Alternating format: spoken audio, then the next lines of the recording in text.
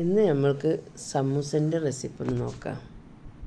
അതിനായി ചിക്കൻ കഴുകി അതിൽ ആവശ്യത്തിന് ഉപ്പും മഞ്ഞളും അതിൽ വെള്ളവും ചേർത്ത് വേവിച്ചെടുക്കുക.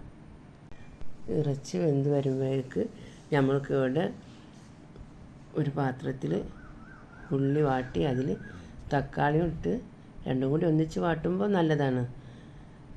അതിന് ശേഷം പച്ചമുളക്, വെളുത്തുള്ളി, ഇഞ്ചി പേസ്റ്റാക്കി അതിലേക്കിട്ട് നല്ലവണ്ണം വേവിച്ച് അതിന് ശേഷം വേവിച്ച് വെച്ച ചിക്കൻ ചൂടാറിയതിന് ശേഷം എല്ലുകളെല്ലാം കളഞ്ഞ് ഇറച്ചി പിന്നെ ഉള്ളിയിലേക്ക് ചേർത്ത് നല്ലവണ്ണം ഇളക്കി പാകമാക്കി വേപ്പിലയും ഇട്ട് ഇറക്കി വെക്കുക.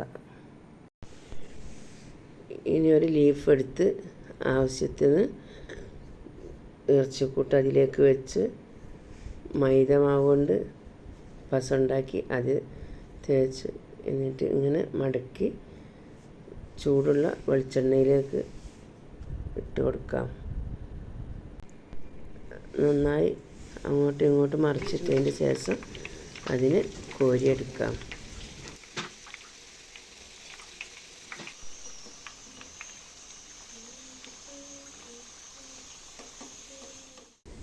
ഇപ്പോൾ നമ്മളെ സമൂസ ഇവിടെ തയ്യാറായിട്ടുണ്ട്.